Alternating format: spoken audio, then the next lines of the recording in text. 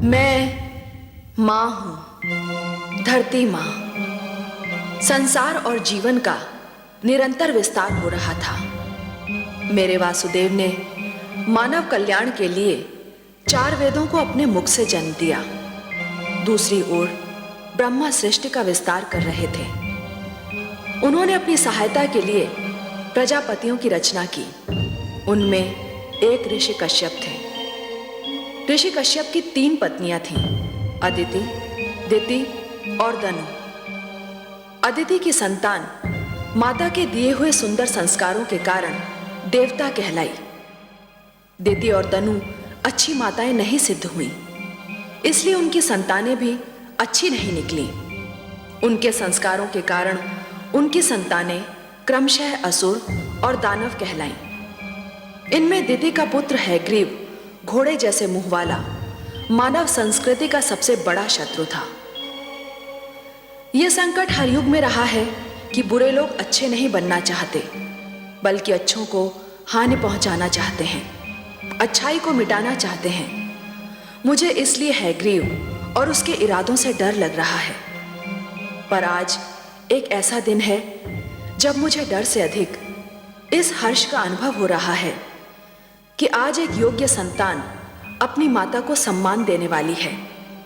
ऐसा समारोह होने जा रहा है जिसमें भाग लेने को स्वयं भगवान विष्णु और माता लक्ष्मी भी व्याकुल हैं।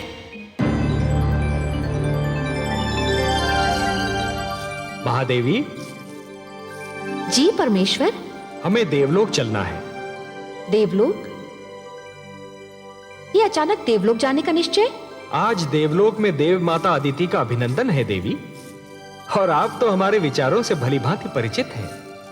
आप जानती हैं कि नारी का सम्मान हमारी दृष्टि में कितना महत्व रखता है। जानती हूँ परम श्रेष्ठ, जहाँ नारी का सम्मान होता है वहाँ आपका निवास होता है। हाँ देवी, यत्र नार्यस्तु पूज्यन्ते रमन्ते तत्र देवताः, और इसीलिए हमारा वहाँ उपस्थित रहना अनिवार्य है।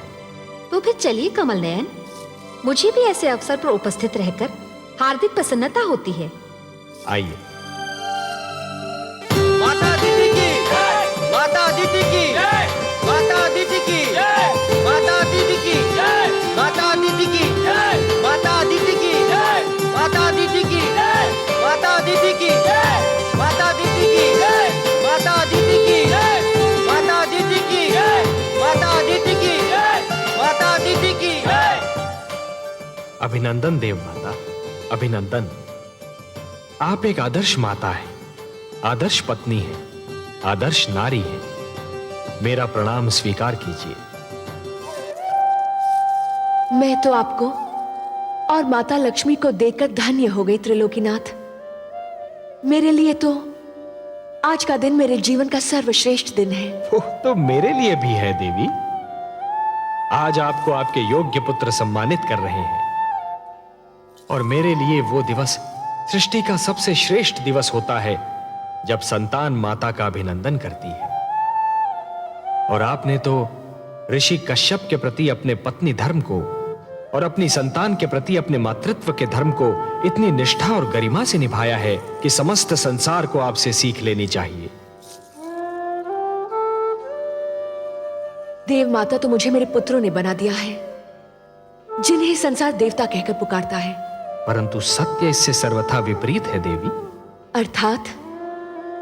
सत्य यह है कि संसार आपके पुत्रों को देवता इसलिए कहता है कि आपने उन्हें वो सारे संस्कार दिए जिन्हें पाकर ये देवता हो गए। मैंने तो उन्हें केवल माता का प्रेम दिया है सर्वेश्वर। निस्संदेह, परंतु माता का प्रेम वो विचित्र वस्तु है देवी, जो संतान को सुधार भी सकता है और संतान को बिगाड़ भी सकता है। आपने अपनी संतान को अच्छी शिक्षा दी, अच्छे आचार विचार दिए, अच्छाई और बुराई की पहचान कराई, जीवन जीने के ढंग सिखाए, उन्हें बुरी डगर पर चलने से रोका, उनकी हर भूल पर उन्हें टोका, और यही तो माता का वास्तविक प्रेम है। देवी, जिस प्रकार एक पौधे को अच्छे फलने फूलने के लिए सूर्य के प्रकाश, निर्मल जल और स्वच्छ वायु की आवश्यकता होती है, उसी प्रकार अपनी संतान को योग्य बनाने के लिए अच्छी शिक्षा, दीक्षा और मार्गदर्शन की आवश्यकता होती है। और यही तो सब आपने अपनी संतान को दिया। ये सब आप ही की कृपा है लक्ष्मी नारायण। नहीं देव माता, नहीं। जल को अपनी निर्मलता, वायु को अपनी शीतलता और पुष्प को अपनी सुगंध का ज्ञान नहीं होता। ये ज्ञान तो केवल उन्हीं को होता है जो जल को स्पर्श करते हैं, जो वायु का अनुभव करते हैं, जो पुष्प के समीप जाते हैं। हे देव माता अदिति, आप कितने महान हैं, इसका अनुमान कदाचित आपको नहीं है, परंतु आपके पुत्रों को है, संसार को है और मुझे है। बल्कि आपके मातृत्व को देखकर तो मुझ जैसा अजन्मा भी आपकी कोख से जन्म लेना चाहता है। हे त्रिलोकीनाथ, आपके सुंदर मुख से ये मधुर वाणी सुनकर मेरे हृदय की जो दशा है उसका वर्णन करने के लिए मेरे पास शब्द ही नहीं है। मेरा मन प्रसन्नता से फूला नहीं समा रहा। आपकी माता कहलाने से बड़ी उपलब्धि और क्या हो सकती है। जिसे ये स्थान मिल जाए त्रिलोक में, उसकी तुलना कोई नहीं कर सकता। तब हे देव माता अदिति, मैं आपको यह वचन देता हूं कि आपका पुत्र कहलाने का सौभाग्य अवश्य प्राप्त करूंगा। मैं धन्य हो गई त्रिलोकीनाथ। मैं उस दिन की प्रतीक्षा करूंगी। जाने की अनुमति दीजिए।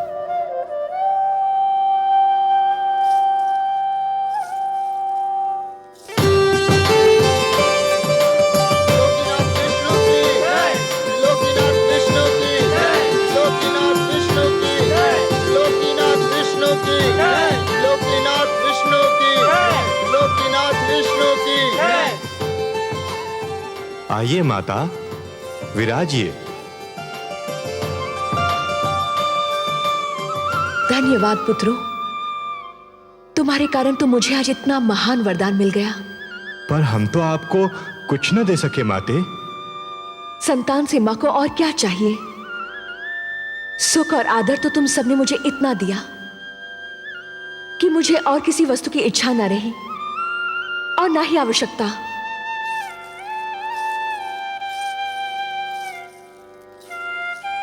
हम चाहते हैं कि हम आपकी और सेवा करें माते। हम चाहते हैं कि आप अब यहीं रहे देवलोक में। हाँ माते, अब आप यहीं रह जाइए। पुत्रों, नारी का देवलोक वही होता है जहां उसका पति निवास करता है, और मेरा देवलोक मेरी धरती है जहां मेरे पति और तुम्हारे पिता प्रतीक्षा कर रहे हैं। तुम सब तो हर पल मेरे साथ हो क्योंकि मेरे मन में हो। मुझे भी सदैव अपने मन में रखो, मैं भी तुम्हारे साथ रहूंगी। मैं अब चलूंगी। मेरे देवता को यज्ञ के लिए मेरी प्रतीक्षा करनी पड़े, ये मेरे पत्नी धर्म के विरुद्ध है। मुझे अब चलना चाहिए।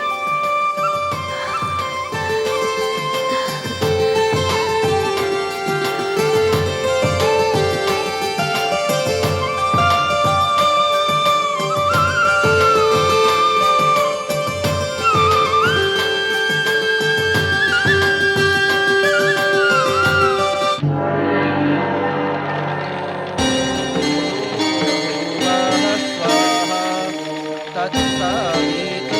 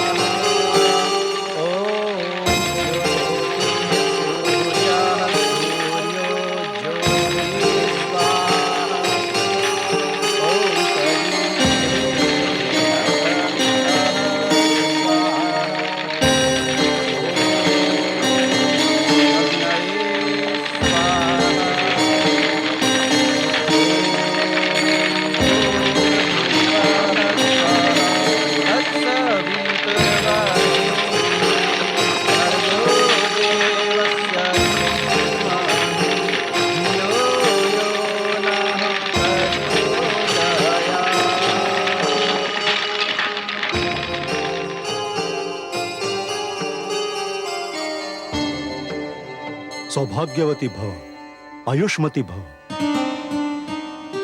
देवी, मैं भगवान विष्णु से प्रार्थना करता हूं कि वो आपकी समस्त इच्छाएं पूरी करें।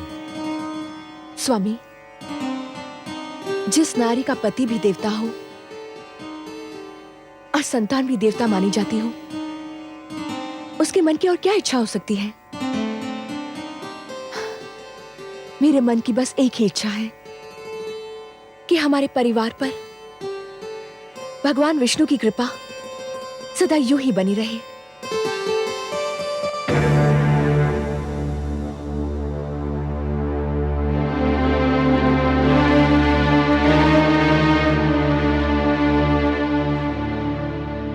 आप दोनों अब आ रही हैं, जबकि यह यज्ञ संपन्न हो चुका है। हमें क्षमा कर दीजिए स्वामी। क्षमा क्षमा करने के अतिरिक्त और मैं कर ही क्या सकता हूं। देवी, आप मेरी पत्नी हैं, मेरी संतान की मां। पर उसी संतान के कारण तो हम दोनों आ नहीं पाए। क्यों? क्या उन्होंने फिर कोई आतंक फैलाया है? घर में उन्हीं लोगों का तांता बंधा हुआ था जिनको हमारी संतान ने पीड़ित कर रखा है। हमारी समझ में ये नहीं आता कि आपकी तीनों संतानों में आप ही का रक्त है। फिर ऐसा क्यों है कि देवी अदिति के पुत्र देवता कहलाते हैं और संसार मेरी संतान को असुर और देवी दनु की संतान को दानव कहकर पुकारता है? पिता का रक्त संतान का शरीर बनाता है देवी। उसका चरित्र, उसका भविष्य माता की गोद ही बनाती है। माता की गोद शिशु की प्रथम और महानतम पाठशाला होती है। संस्कारों की नींव माता की गोद में ही पड़ती है और उसी पर चरित्र का महान भवन खड़ा होता है। शिशु अपनी माता की उंगली थामकर पहला पग उठाता है और यही पहला पग उसका भविष्य निर्धारित करता है। अदिति को ही देखिए, उन्होंने अपनी संतान को वो शिक्षा दी, वो संस्कार दिए, आज उन्हें श्रेष्ठ माना जाता है, देवता कहा जाता है। प्रभु की अनुपम देन है माता तेरा प्यार, तेरी गोदी में मिले जीवन को आकार। माँ से जो शिक्षा मिले वही बने संस्कार। माता के आशीष पर गर्व करे संसार, गर्व करे संसार। और आप दोनों ने अपनी संतान की शिक्षा की ओर कोई ध्यान नहीं दिया, उन्हें कभी बुरे कर्मों से रोकने की चेष्टा नहीं की। लाड प्यार करके उन्हें इतना बिगाड़ दिया कि आज वो आपकी भी नहीं सुनते। मैं उनको नहीं, आपको दोषी समझता हूं। और देवी धनु, आपके पुत्र हयग्रीव ने धरती पर वो उत्पात मचा रखा है कि संसार उससे पीड़ित है और मैं उससे लज्जित हूं।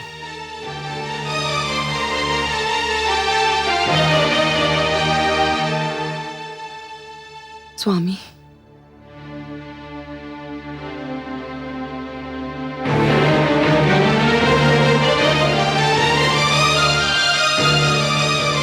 देवी अदिति, आप ही कोई उपाय बताइए कि मैं क्या करूं। हयग्रीव को समझाइए बहन कि वो हिंसा और अत्याचार का मार्ग छोड़ दे।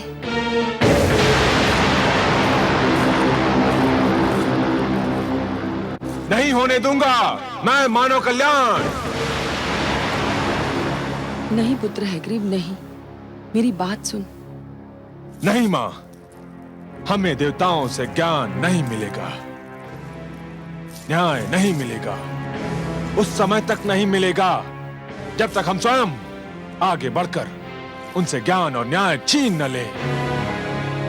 भगवान विष्णु मानव को ज्ञान देकर हमसे अधिक शक्तिशाली बनाना चाहते हैं। मैं हयग्रीव उस ज्ञान का अपहरण करूंगा, उसे बंदी बनाकर रखूंगा।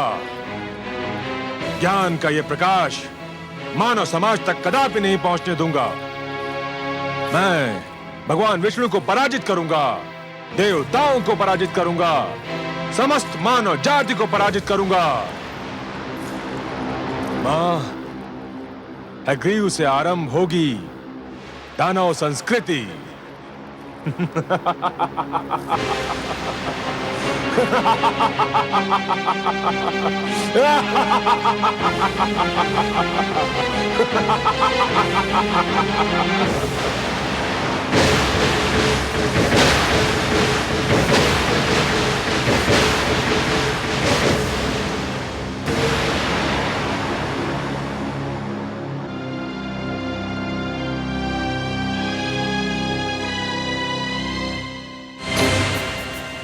ऋग्वेद,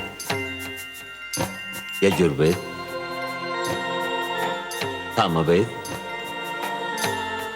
अथर्ववेद, मेरे निकट आइए।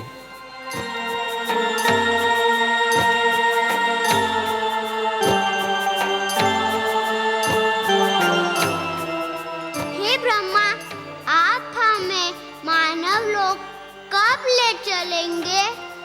हे ज्ञानकोश, अभी उसका उचित समय नहीं आया है। आपको मानव तक पहुंचाने से पहले मुझे कुछ और आवश्यक कार्य करने हैं। आपकी सुरक्षा मेरा सर्वप्रथम उत्तरदायित्व है। मुझे आपको उन हाथों में देना है जो आपके योग्य हों। मैं भगवान शिव से परामर्श करने जा रहा हूं। मेरे लौटने तक आप यहीं रहिए। जब तक मैं ना आऊं, तब तक इस क्षेत्र से बाहर पग न धरें। मैं शीघ्र ही लौट आऊंगा। हे ब्रह्मा, हम आपके आदेश का पालन करेंगे।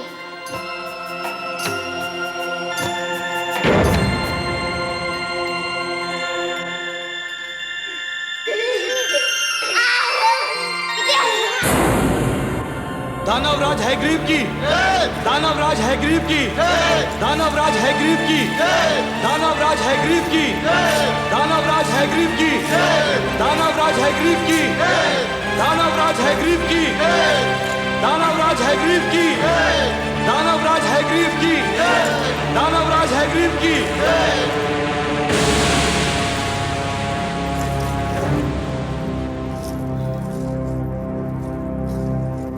आज तुम्हें सुनाने के लिए कोई शुभ समाचार नहीं है मेरे पास। हाँ, दानव समाज के लिए एक अशुभ समाचार अवश्य है। देवता तो सदा से ही हमसे अधिक श्रेष्ठ और ज्ञानी माने जाते रहे, और अब देवताओं के मित्र विष्णु ने मानव को भी हमसे अधिक श्रेष्ठ और ज्ञानी बनाने के लिए 4 वेदों को जन्म दिया है। और विष्णु ने इन 4 वेदों को मानव तक पहुंचाने का कार्यभार ब्रह्मा को सौंपा है। और इस समय वो 4 वेद ब्रह्मा के पास हैं। ये हम दानवों के विरुद्ध षड्यंत्र है। ये देवताओं का मानव के प्रति पक्षपात है। इसे किसी प्रकार रोकिए। रोकूंगा, अवश्य रोकूंगा। जब तक मैं जीवित हूं, ज्ञान का यह प्रकाश मानव जाति तक कदापि नहीं पहुंचने दूंगा। मारक, घातक, पीड़क, हिंसक,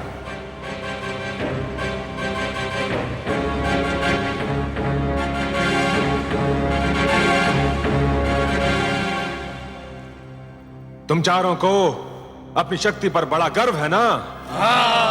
आज तुम सबकी शक्ति की परीक्षा है। जाओ और ब्रह्मलोक से उन 4 बालकों को पकड़कर हमारी सभा में ले आओ। जाओ। जो आज्ञा दानवराज, आपके आदेश का पालन होगा। दानवराज हेग्रीव की, दानव संस्कृति की, दानवराज हेग्रीव की, दानव संस्कृति की।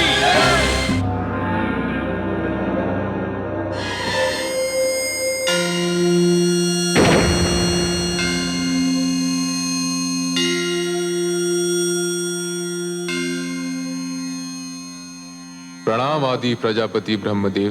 प्रणाम भोलेनाथ। शिवलोक पधार कर आपने मुझे धन्य किया। मैं आपसे कुछ परामर्श करना चाहता हूँ शिव शंकर। आपको सहयोग देकर मुझे प्रसन्नता होगी। हे महेश, भगवान विष्णु ने 4 बालकों के रूप में अपनी वाणी मुझे सौंपी है और आदेश दिया है कि मैं इसे मानव तक पहुंचा दूं। ये तो आपके लिए कोई कठिन कार्य नहीं है। कठिन कार्य तो नहीं है, पर एक दुविधा ने मुझे आ घेरा है। दुविधा? और आपको? हाँ भोलेनाथ, आप तो भली भांति जानते हैं कि धरती पर क्या उत्पात मचा हुआ है। युद्ध, छल, कपट, भ्रष्टाचार, अत्याचार से धरती की दशा दयनीय हो गई है। एक मानव दूसरे मानव के रक्त का प्यासा हो रहा है। ऐसे मानव को भगवान विष्णु की दी हुई ये महान वाणी, यह अनुपम भेंट मैं कैसे सौंप सकता हूं भला? तो फिर आपने क्या निर्णय किया? कोई निर्णय लेने से पहले मेरे लिए आपकी स्वीकृति की आवश्यकता है। मेरी स्वीकृति? हाँ शिव शंकर, इस सृष्टि की रचना मैंने की है, परंतु इस सृष्टि में बहुत सी ऐसी वस्तुएं भी जन्म ले चुकी हैं जो अनचाही हैं। मैं इस सृष्टि में परिवर्तन चाहता हूं। भगवान विष्णु के आप्त वचन को मानव तक पहुंचाने से पहले मैं चाहता हूं कि धरती से कुरूपता, पाप, अन्याय तथा अवगुण का विनाश हो जाए। और हे महेश, यह कार्य तो केवल आप ही कर सकते हैं। हे आदि प्रजापति, इस धरती पर रूप और कुरूपता, न्याय और अन्याय तथा गुण और अवगुण एक दूसरे में इस प्रकार समाये हुए हैं, यदि एक को मिटाया जाए तो दूसरे का भी कुछ अंश मिट सकता है।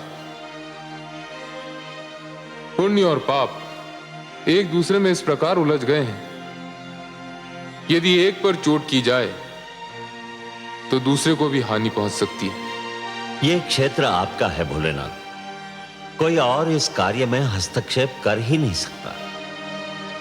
यह निर्णय केवल आप ही कर सकते हैं कि किसको नष्ट किया जाए और किसकी सुरक्षा की जाए। आप जो निर्णय करेंगे वही उचित होगा, परंतु निर्णय तो आपको करना ही होगा। मुझे सोचने का अवसर दीजिए प्रभु।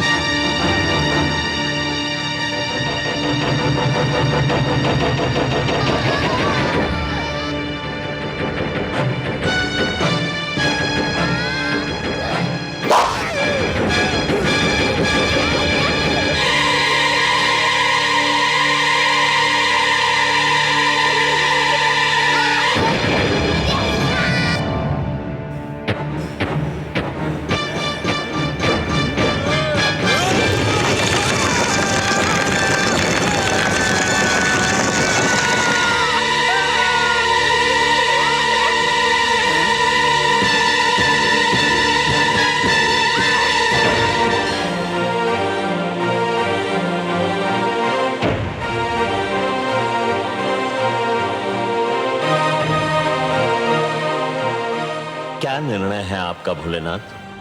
हे ब्रह्मदेव, मैं इस निष्कर्ष पर पहुंचा हूं कि सृष्टि को पूर्णतया नष्ट करना उचित नहीं होगा। धरती को बने अभी अधिक समय नहीं बीता है। मेरे विचार में नष्ट करने के स्थान पर धरती को स्वच्छ किया जाना चाहिए। जल स्वच्छ करने का कार्य करता है। जिस प्रकार मनुष्य जल में स्नान करके अपने शरीर पर जमे मैल को दूर कर देता है, ठीक उसी प्रकार यदि धरती जल में डूबकर उभरे तो उसकी समस्त बुराइयां धुल जाएंगी जो आपको अनचाही लग रही हैं। परंतु धरती तो जल में डूबकर उभर आएगी, पर उस पर बसी मानव जाति का क्या होगा? मैं नए मानव को जन्म दूंगा। उसमें भी एक कठिनाई है। क्या कठिनाई है भोलेनाथ?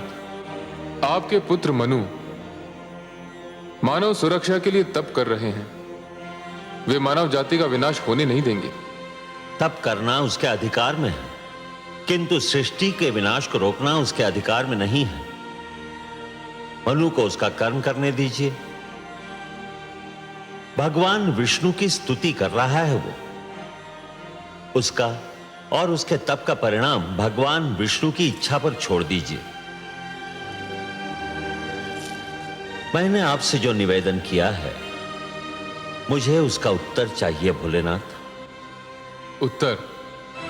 उसका तो केवल एक ही उत्तर है।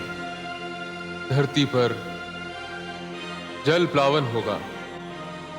हे शिव, मैं आपको प्रणाम करता हूं।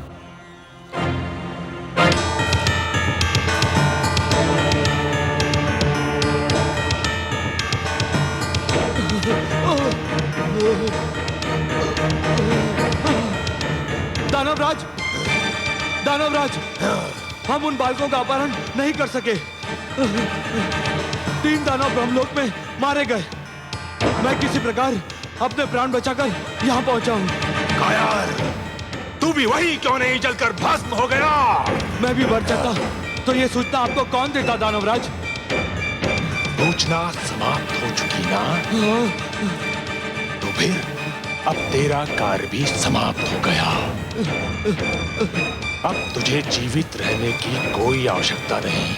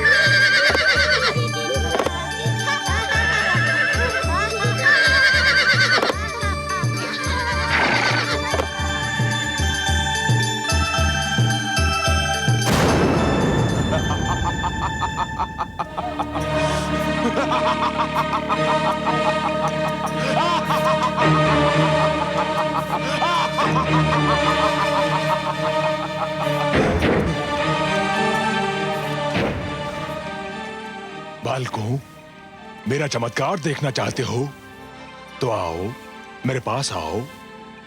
हम यहाँ से बाहर नहीं जा सकते। क्यों? क्यों नहीं आ सकते? भगवान ब्रह्मदेव का आदेश है कि हम इस क्षेत्र से बाहर पग भी न धरे। अरे वो तो महाकपटी है, तुमसे छल कर रहा है। ब्रह्मा जैसे महान देवता के लिए शुभ शब्द मुख से निकालते हुए तुम्हें लज्जा नहीं आती? लज्जा?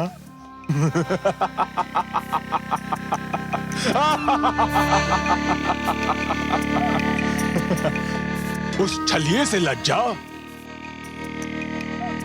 जानते हो वो कहाँ गया है? जानते हैं, वो शिवलोक गए हैं। और वहाँ क्या करने गया है? ये तो हम नहीं जानते। तुम चारों को पाकर ब्रह्मा के मन में खोट समा गया है। तुम झूठ बोलते हो। मैं सत्य कह रहा हूँ।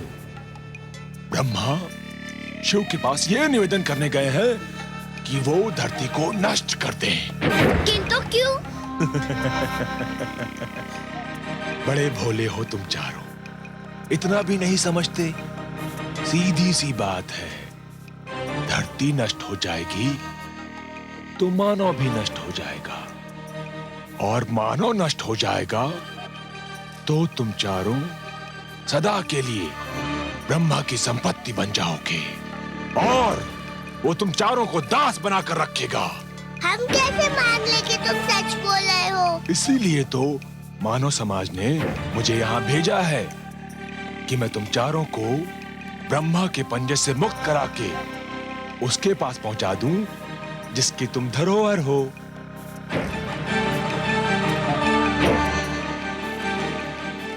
सोच क्या रहे हो? यदि ब्रह्मा आ गया तो कभी मुक्त नहीं हो पाओगे। जीवन भर उसके दास बनकर उसकी सेवा करते रहोगे। व्यर्थ सोच विचार में समय नष्ट ना करो। मेरे साथ चलो, आओ आओ। मैं तुम्हें वचन देता हूं कि मैं तुम्हें इसी समय मानव के पास पहुंचा दूंगा। मानव बहुत समय से तुम्हारी प्रतीक्षा कर रहे हैं। आओ, मेरे पास आओ, आओ, आओ।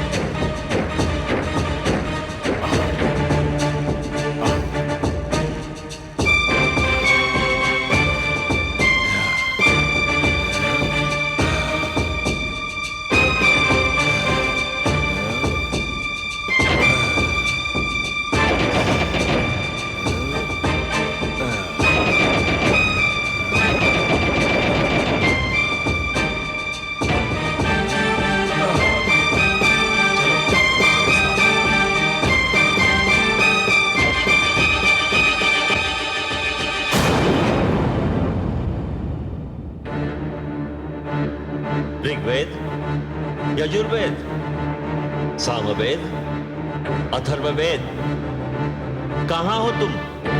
कहाँ हो? सामवेद, अथर्ववेद, ऋग्वेद, यजुर्वेद, कहाँ गए तुम लोग?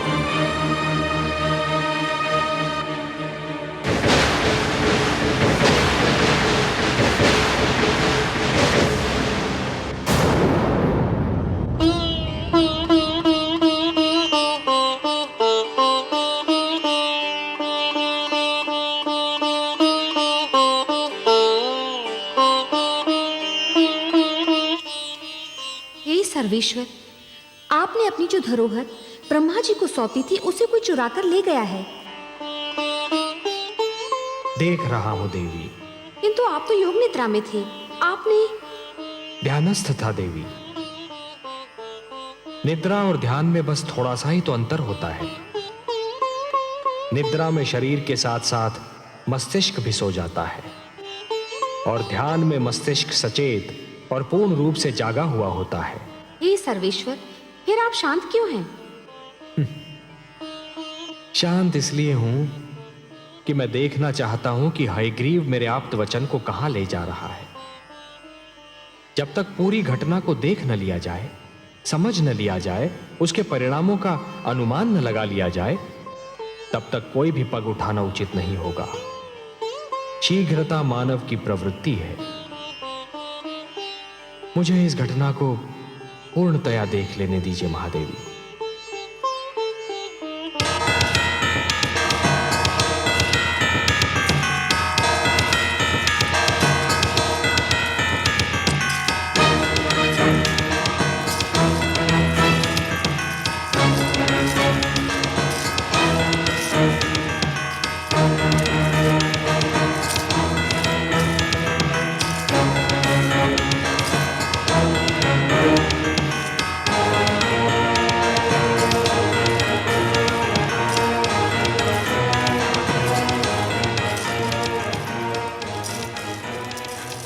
तुम कौन हो और हमें कहाँ ले आए हो?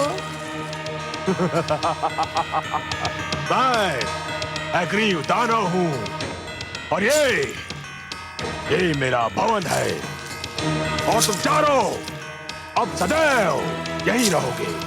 तुम कपटी हो। तुमने हमारे साथ छल किया। तुम्हें अपने अधिकार में लेने के लिए मैं कुछ भी कर सकता था, पर भगवान ने हमें मानव के लिए बनाया है। हम मानव कल्याण के लिए रचे गए हैं। हमें मानव के पास जाना है। अब तुम कहीं नहीं जाओगे। बड़ी कठिनाई से तुम्हें प्राप्त किया है। अब देखता हूँ मानो हमसे अधिक शक्तिशाली कैसे बनता है। तुमने हमें मुक्त नहीं किया तो भगवान विष्णु तुम्हारा सर्वनाश कर देंगे।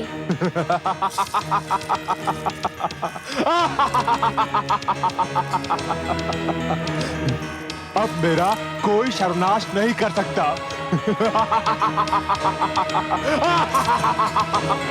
और यदि तुम में से किसी ने भी यहां से भागने का प्रयत्न किया तो तुम सबको नष्ट कर दूंगा।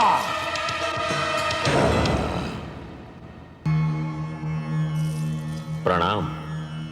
हमारी धरोहर चोरी हो गई। कोई हमारे वेदों को अपहरण कर ले गया।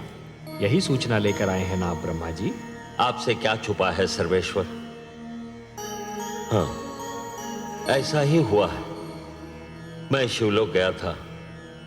मेरी अनुपस्थिति में कोई उन्हें चुरा ले गया। यह कार्य दानव हयग्रीव ने किया है। जब से देवताओं ने दानवों और असुरों पर श्रेष्ठता प्राप्त की है, तभी से वो दुष्ट द्वेष की अग्नि में जल रहे थे। अब जब उन्हें यह ज्ञात हुआ कि वेदों के कारण मानव भी उनसे श्रेष्ठ हो जाएगा, तो वो सहन नहीं कर सके। मैं हयग्रीव को ऐसा कड़ा दंड दूंगा कि वो जीवन भर भूल नहीं पाएगा। ब्रह्मा जी, वेद मेरी वाणी है। मानव कल्याण के लिए उन्हें मैंने रचा था। उसने वस्तु मेरी चुराई है और इसीलिए अपने विरुद्ध किए गए अपराध का दंड भी उसे मैं ही दूंगा। परंतु आप निश्चिंत रहिए। काग अपनी चाल बदल लेने से हंस नहीं बन जाता। विष अपना रंग बदल लेने से अमृत नहीं हो सकता। वेदों को अपने निकट रखने के उपरांत भी दानव अपनी दानवी प्रवृत्ति नहीं बदल सकते। फिर भी अपनी पवित्र वाणी को अपवित्र वातावरण में नहीं रहने दूंगा मैं। यह मेरा संकल्प है। जो संस्कारहीन है वो ज्ञान तक पहुंचकर भी अज्ञान के अंधकार से बाहर नहीं निकल सकते। हे जनार्दन, एक और विचार भी मुझे व्याकुल कर रहा है। मेरे अनुरोध पर भगवान शिव ने पृथ्वी को जलमग्न करने का निर्णय लिया है। दूसरी ओर मनु ने सृष्टि की सुरक्षा के लिए आमरण व्रत रख लिया है। धरती के जलमग्न होने में अधिक विलंब नहीं है। आपके पुत्र मनु की इच्छा और हमारा उद्देश्य एक ही है। उसकी इच्छा है मानव कल्याण और वही हमारा भी उद्देश्य है। अब महादेव के निर्णय और हमारे उद्देश्य की पूर्ति के बीच क्या होना है, यह आप हम पर छोड़ दीजिए। आप चिंता मुक्त होकर जाइए ब्रह्मलोक। हे नारायण, सृष्टि के कल्याण के लिए आप जो भी करेंगे, सृष्टि का कल्याण उसी में है। प्रणाम।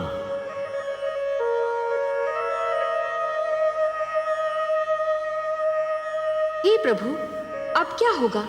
आप क्या करेंगे? ब्रह्मापुत्र मनु का क्या होगा? दानव हयग्रीव आपके ज्ञान को नष्ट करने पर तुला हुआ है और भगवान शिव ने पृथ्वी को जलमग्न करने का निर्णय ले लिया है। अब वही होगा देवी जो मेरा वचन है। मैं वचनबद्ध हूं कि जब भी कोई शक्ति मानवता के लिए संकट बनेगी तो मैं उसे अवश्य रोकूंगा। जिस प्रकार सूर्य अपना तेज बांटना नहीं छोड़ सकता, जिस प्रकार एक दीपक अपना प्रकाश फैलाना नहीं छोड़ सकता, उसी प्रकार मैं भी अपने वचन से मुख नहीं मोड़ सकता देवी। अब मेरे प्रथम अवतार का समय आ गया है देवी। मत्स्य अवतार। परित्राणाय साधूनां विनाशाय च दुष्कृतां धर्म संस्थापनार्थाय संभवामि युगे युगे। देखा जब यह छल कपट सह न सके भगवान, दानव रोक ना पाएगा मानव का कल्याण। मानवता की नाव जो फंसे बीच मझधार, तभी विष्णु अवतार ले कर दे बेड़ा पार।